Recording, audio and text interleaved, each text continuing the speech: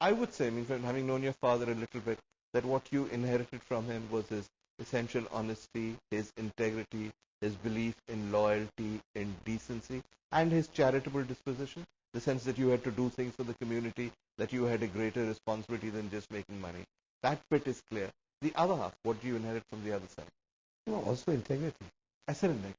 No, the other side is integrity. Jinnah's integrity? Really? Explain that. I think he's a man. Because he's a controversial figure, so tell me what you think. Controversy is actually, integrity is a cause of controversy very often because the man sticks to his beliefs.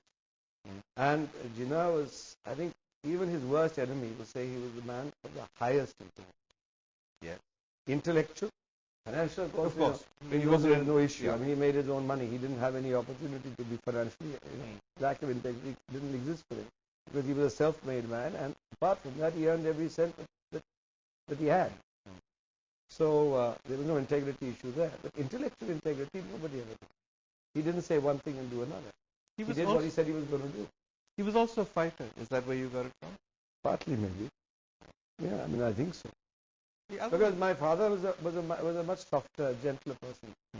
Jinnah was a tough guy. He was a fighter. He was a guy who never let go. Yeah, he stuck to what he believed. And he pursued. You can agree with what he pursued. You can disagree with what he pursued. That's the debate at the moment.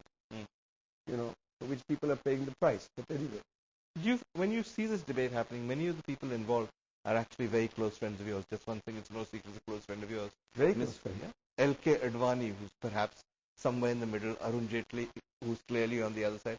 All of these people are your friends. How does it feel looking at it? Because it's really your grandfather they're discussing. Well, you ask me,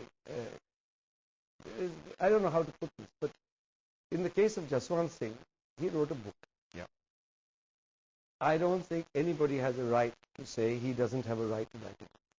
Fair enough. And I don't think anybody can condemn him for having done so. They can disagree with what he said.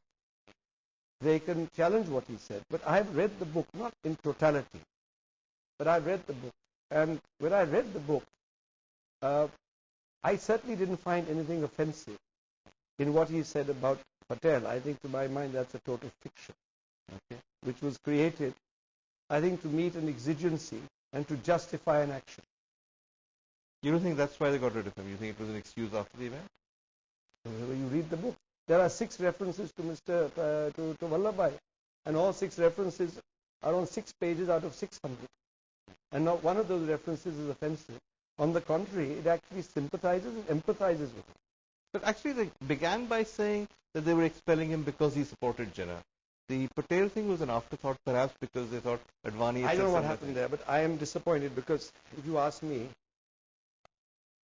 Advani's statement on Jinnah, to which he stuck very... The one he made in Pakistan. And for which he paid a very, sadly paid a price, and which hurt him.